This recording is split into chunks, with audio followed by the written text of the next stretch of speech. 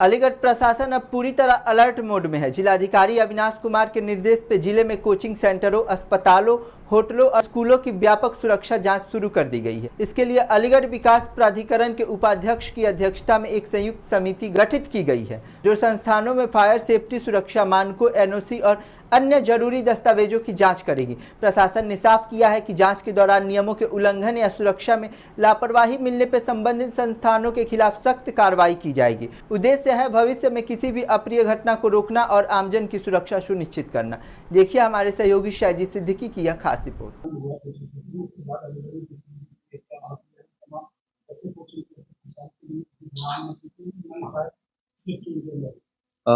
लखनऊ की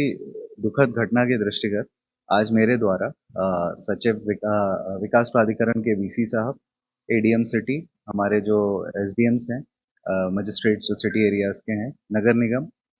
के अपर नगर आयुक्त और सीएमओ और हमारे विद्युत सुरक्षा के इंजीनियर्स और विद्युत के एक्सियंस, इनके साथ एक संयुक्त बैठक करी गई कि किस प्रकार से हमको यहाँ पर सुरक्षा के मानकों का अनुपालन कराना है। उसके दृष्टिगत मेरे द्वारा एक समय सबके सुझाव प्राप्त करके ये निर्णय लिया गया है कि वीसी अलीगढ़ विकास प्राधिकरण के वीसी की अध्यक्षता में हम एक समिति गठित करेंगे। उसमें एडीएम सिटी और एडिशनल सीएमओ, फायर के हमारे सीएफओ और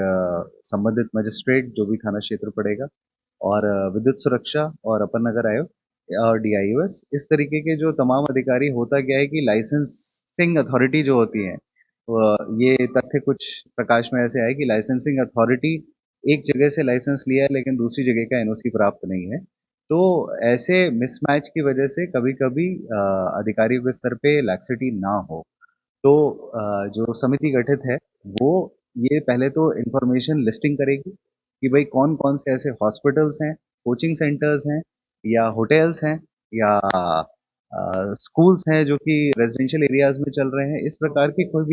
कोई भी चीज़ अगर उनके संज्ञान में आती है, पहले तो लिस्टिंग चेक करेंगे। लिस्टिंग में रजिस्टर्ड की सूची है तो उनके नॉर्म्स वैलिडेट करने के लिए नॉर्म्स वैलिडेट किए जाएंगे और उसके बाद एनफोर्समेंट नोटिस देने के बाद एनफोर्समेंट भी कार्रवाई की जाएगी। उससे पूर्व ये भी बताया गया है कि एक संयुक्त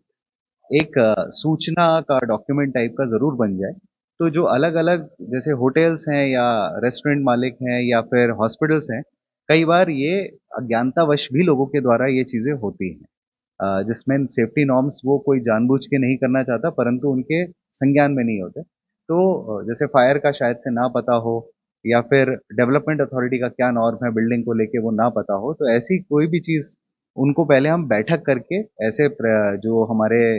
हॉस्पिटल्स हैं उनकी एक संयुक्त बैठक करेंगे, ऐसे रेस्टोरेंट्स वालों की अलग बैठक करेंगे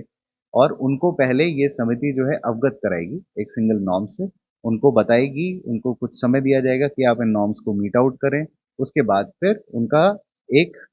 एनफोर्समेंट की प्रवर्तन की एक अलग अलग क्षेत्र वाइज एसडीएम्स की अध्यक्षता में टीम्स बनाई जाएंगी, जिसके द्वारा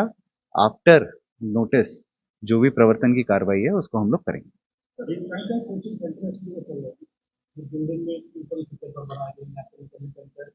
आने जाने का सिर्फ एक इंटर से घटना होती है तो उस दौरान बहुत बड़ी भी हो सकती है, तो अगर परमिशन लेती तो शायद वहाँ परमिशन नहीं मिलती। एग्जैक्टली, इसीलिए मैं कह रहा हूँ आपसे कि जो समिति गठित करी है हम लोग यही प्रयास कर रहे हैं कि इन सबका चिन्हांकन करें। इनके इस तरीके से अगर कोई अवैध चलते पाए जा रहे हैं जो कि नॉर्म्स के संपूर्ण रूप से विपरीत है तो उनको बंद भी कराया जा सके। अभी हाँ, नोटिस जो भी बेसिकली हर एक एक्ट में अलग अलग प्राविधान दिए गए हैं इसके, जैसे फायर का अलग है और डेवलपमेंट अथॉरिटी का अलग है। अल्टीमेटली कोई भी एक्टिविटी होती है तो वो बिल्डिंग के अंदर चलती है और जिसके बाद ये दुर्घटनाएं होती है जहां भी लार्ज कॉन्ग्रीगेशन होते हैं, तो इसीलिए डेवलपमेंट अथॉरिटी को ही इसका वो दिया गया है चार्ज। और ऐसी एक घटना हमारी जैसे लिफ्ट की भी हुई थी, तो लिफ्ट भी क्योंकि आरडब्ल्यूएस के अंदर जो लिफ्ट चलती है उसमें ये समस्याएं जब ये घटना हुई थी तो आरडब्ल्यूएस की सूचना क्योंकि डेवलपमेंट अथॉरिटी के पास होती है, बट टू लाइसेंसिंग अथॉरिटी इसमें जो हमारी अध्यक्षता में समिति गठित है वो है और इलेक्ट्रिकल सेफ्टी उसका नोडल है, तो उनको ये सूचनाएं नहीं रहती कि हमारे पास कौन सी आरडब्ल्यूएस है, तो इसीलिए उनको नोडल तरह बनाते हुए एक समिति उनकी अध्यक्षता में गठित करी है और इनको ये भी निर्देश है कि ये प्रत्येक सप्ताह ये समिति बैठेगी और सबसे पहले तो ये सारे लोगों की बैठक करके इनको बता दिया जाएगा कि आपको ये नॉर्म्स मीट आउट करने हैं, और उसके बाद अनुश्रवण, ये जो एनफोर्समेंट का अनुश्रवण है वो भी करेगी, और मुझे भी इसकी सूचना, उसके मिनट्स भी जारी होंगे और उसकी सूचना मेरे को भी प्रेषित की जाएगी। गाड़ी है